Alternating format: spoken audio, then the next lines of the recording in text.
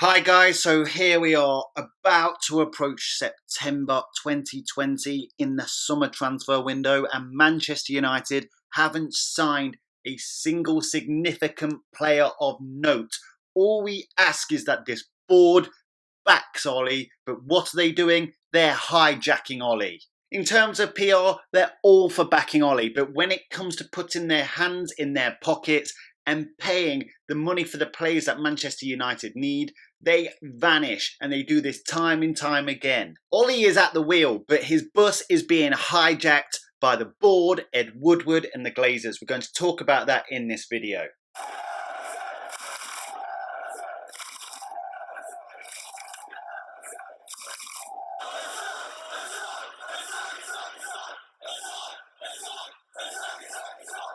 So we all know when Ollie first came in, it was a massive surprise. You've got to give some credit to the board for taking a massive chance on Ole Gunnar Solskjaer. Of course, even at that time, we knew it was mainly about the money, and there's a great deal of luck concerning bringing Ollie in and Ollie starting to succeed at the club. Ollie was at the wheel, we were all singing it, and most of us wanted Ollie to get the job. He did get the job, and of course, the wheels fell off. It's like the Manchester United bus hit a curb and it couldn't get back on the straight and narrow. Of course, Bruno Fernandes comes in and fixes the wheels, and ever since then, we have been streamlining in the right direction. You can see the progression within the team. The players are starting to show their potential under Ole Gunnar Solskjaer, and you have to give Ole Gunnar Solskjaer a lot of credit for that. Now, don't get me wrong, I'm not 100% convinced by Ollie. I do back Ollie, and I'm certainly Ollie in at the moment. But ultimately, it doesn't matter whether the fans back him or not, because if the board don't back him, eventually Ollie will lose his job, as all the managers under this structure of this club have done before. Now, have this board backed Ollie before in terms of transfers? Not readily. We should have had Bruno Fernandes last summer. We didn't get him until January, and it seemed forced by Glazer protests, etc., in order to get Bruno Fernandes over the line. And even then, we signed him at the end of January. If we'd have got him at the beginning of January, our season could have been even better. But of course, we are back on track now. The momentum is with us. We finished the season extremely strongly.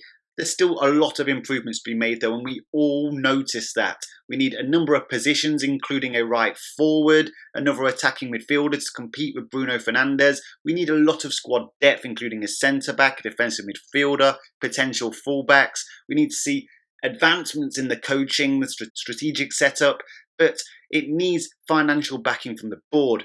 Acquisitions need to be brought in. Jadon Sancho is the muted transfer we are going for, and they just will not get this deal over the line. Now, of course, save as much money as you can, but when it becomes obvious that you cannot barter with a club of Dortmund stature, you just have to pay the money if you truly want that player. And you need to get these deals done as early as possible, because it gives Ollie the best chance to prepare his team over the summer for the oncoming season. Have the board done that? No. They'd rather save a few million quid and do the best thing for the football club from a football perspective. It's all about the business for them and lining their own pockets.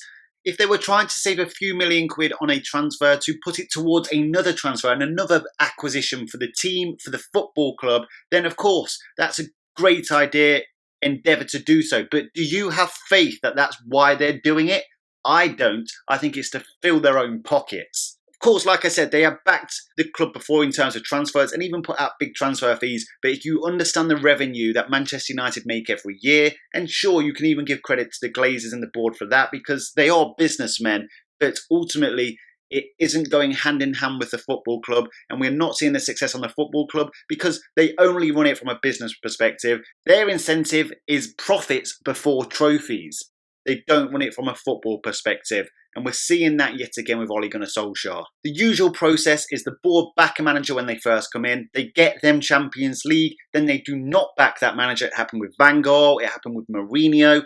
That manager then starts to fail. They sack that manager, get a new manager, then give them money for acquisitions to get back into the Champions League. It's a failing model. It's failed time and time again. And it looks like they're on the verge of doing it again. It's Groundhog Day. However, Ollie definitely does have the backing of the fans. It isn't going to fly this time. Many people were fed up with Van Gaal's ponderous football. Many people were fed up with Jose Mourinho parking the bus for the majority of the games.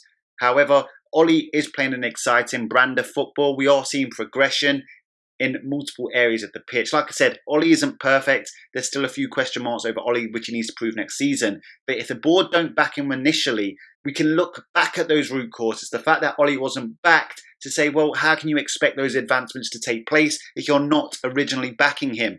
All eyes are on the board on this.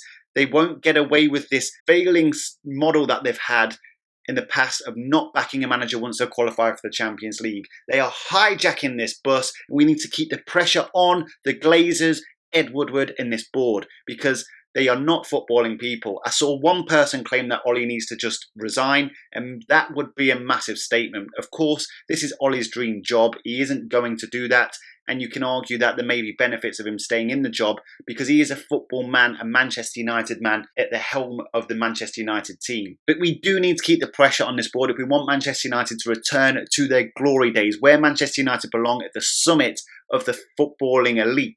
If Ollie wants Sancho, get him Sancho for the price that Dortmund are asking for, and get it done soon to give Ollie the best chance of succeeding next season. If Ollie wants Grealish, get him now for the preparation purposes.